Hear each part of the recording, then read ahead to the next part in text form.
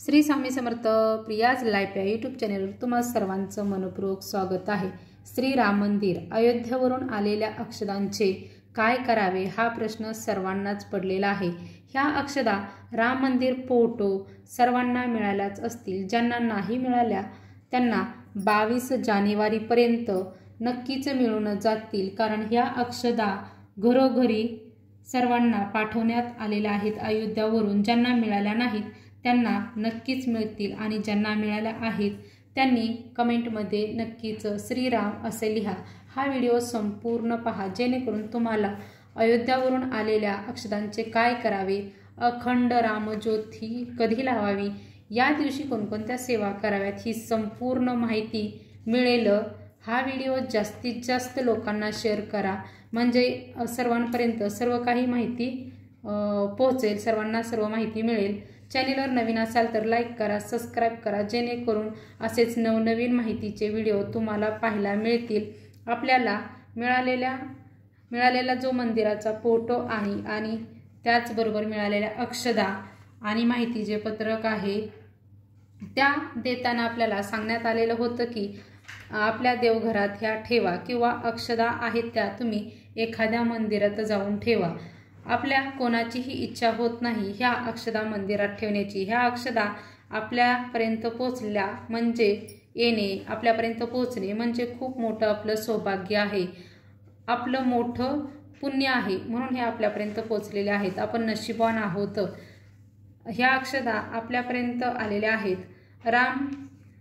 राम आएंगे तो मैं अंगना सजाऊंगी, दीप जला के मैं दिवाली बनाऊंगी, मेरे झोपड़ी के सारे भाग खुल जाएंगे, राम आएंगे तो दिवाली मैं मनाऊंगी। हे गीत सर्वांना सोशल मीडियावरती आजकाल जास्तीत जास्त प्रमाणात आहे ते ऐकायला मिळत आहे। 22 जानेवारी 2024 रोजी आपल्या सर्वांना दिवाळी साजरी करायची आहे। या वर्षी आपल्याला वर्षातून 2 वेळा दिवाळी साजरी करण्याचा योग येत आहे। आपण सर्वजण खूप भाग्यवान आहोत। या सुंदर क्षणाचे आपण ज्या साक्षी आहोत।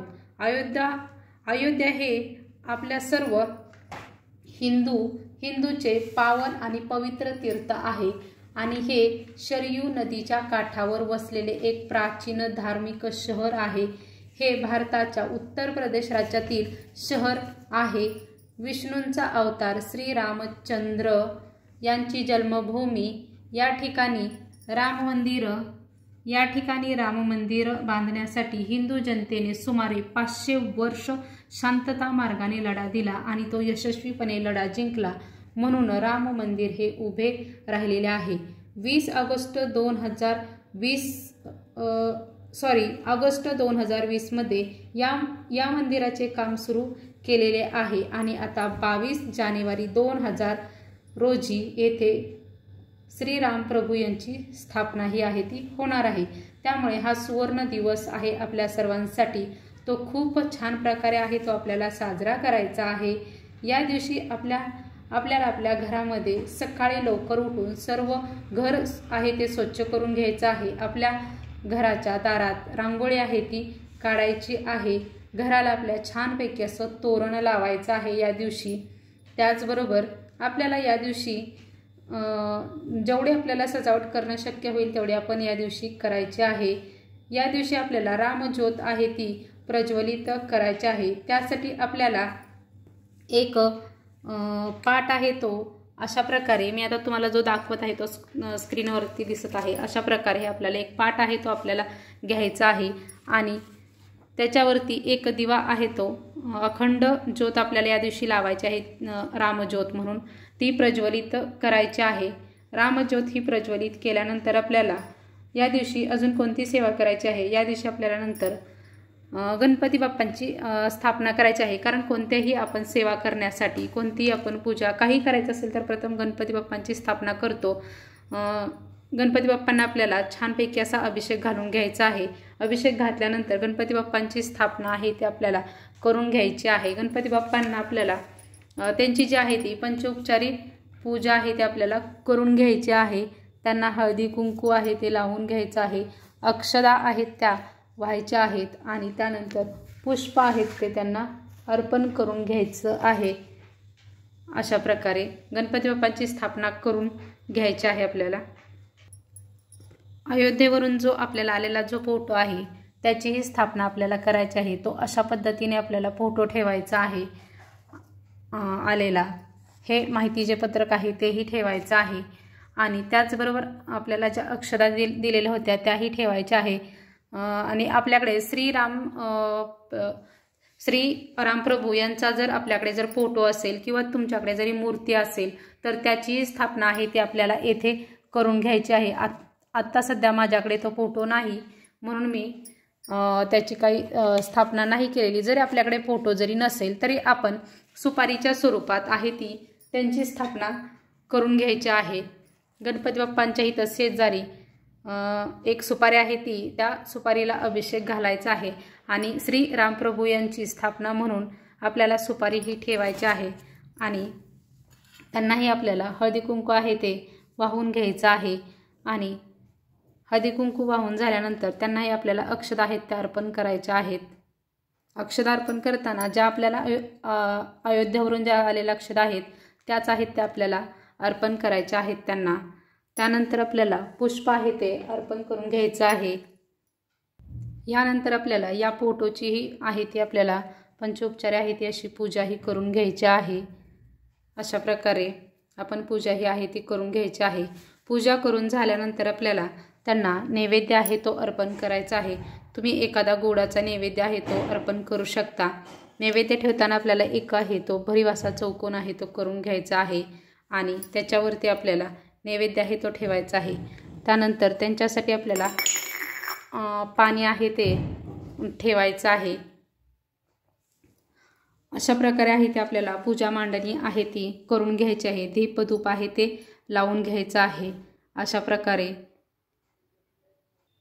या दिवशी आपल्याला 5 दिवे आहेत ते शुद्ध गाईच्या तुपाचे आहेत ते लावायचे आहेत आणि शुद्ध 5 गाईच्या तुपाच्या जे दिवे आहेत त्यांनी आपल्याला ओवाळायचं आहे त्यांना आणि प्रभू रामचंद्रांचा आपल्याला आशीर्वाद घ्यायचा आहे त्यांना ओवाळून आपण। आणि यानंतर आपण ह्या अक्षता आहेत तर या अक्षताचं आपण काय करायचं, ह्या ज्या अक्षता आहेत त्या आपण कुंकू आपल्या कपाळाला कुंकू लावायचं आहे आणि त्या कुंकूवरती या अक्षता आहेत त्या आपण लावायच्या आहेत आणि ह्या अक्षता आपण लावल्याने आपल्याला श्री प्रभू रामचंद्र यांचा आपल्याला आशीर्वाद आहे तो आपल्याला नक्कीच मिळेल। यासाठी आपल्याला ह्या अक्षता आहेत त्या आपल्या कपाळी लावून घ्यायचं आहे। या दिवशी आपल्याला जवळच्या राम मंदिरात जाऊन दर्शन घ्यायचं आहे। आपल्याला या दिवशी जेवढी श्री रामचंद्र प्रभू यांची जेवढी आपल्याला सेवा करणं शक्य होईल तेवढी आपण सेवा या दिवशी करायची आहे। त्यांचा मंत्र जप आहे तोही आपल्याला या दिवशी करायचा आहे। त्याचबरोबर हनुमान चालीसा याचंही आपण या दिवशी वाचन करू शकतो आणि आपल्याला श्री रामप्रभूंची स्थापना ही लाईव्ह आपल्याला अयोध्यातून आहे ती आपल्याला दिसणार आहे। प्रत्यक्षात जरी आपण नाही गेलो तरी आपल्याला लाईव्ह पद्धतीने आहे ही आपल्याला पाहायला मिळणार आहे। ती आपण सर्वांनी नक्कीच पाहायची आहे। आपण या क्षणाचे साक्षी होणार आहोत। हा सुवर्ण क्षण आहे आपल्यासाठी आणि याचे खऱ्या अर्थाने आपण साक्षी होणार आहोत। आपण खूप भाग्यवान आहोत। या दिवशी संध्याकाळी आपल्याला खूप प्रमाणात असे दिवे लावायचे आहेत कारण या दिवशी आपल्याला दिवाळी आहे ती साजरी करायची आहे। जितक्या प्रमाणात तुम्हाला शक्य होईल तितक्या प्रमाणात दिवे तुम्ही लावू शकता। जरी जास्त नाहीत लावणं शक्य झाले तरी आपण 5 तरी दिवे आहेत ते नक्कीच लावावे ते आणि अशा पद्धतीने आपण जो 22 जानेवारीचा जो दिवस आहे हा खरंच खूप सुवर्ण असा दिवस आहे। हा सोन्यासारखा म्हटलं तरी चालेल। हा दिवस आपल्यासाठी उगवणारा आहे हा दिवस। म्हणून आपण या दिवशी आपल्या हातून जेवढी सेवा करता येईल तेवढी आपण करायची आहे। आणि नक्कीच तुम्ही अशा पद्धतीने घरच्या घरी पूजा करा आणि या अक्षताचं काय करावं हेही तुम्हाला समजलेलं आहे। नंतर या अक्षता तुम्ही तुमच्या तिजोरीत म्हटलं तरी एखादी अशी पुडी बांधून त्याच्यामध्ये ठेवू शकता। प्रभू रामचंद्रांचा आशीर्वाद म्हणून आपण ठेवू शकतो आणि रोज तुम्ही कपाळाला लावण्यासाठी जरी वापरलं तरीही चालेल। अशा पद्धतीने मी सर्व सांगितलेली माहिती तुम्हा सर्वांना कशी वाटली नक्कीच कमेंट करून सांगा। श्री स्वामी समर्थ।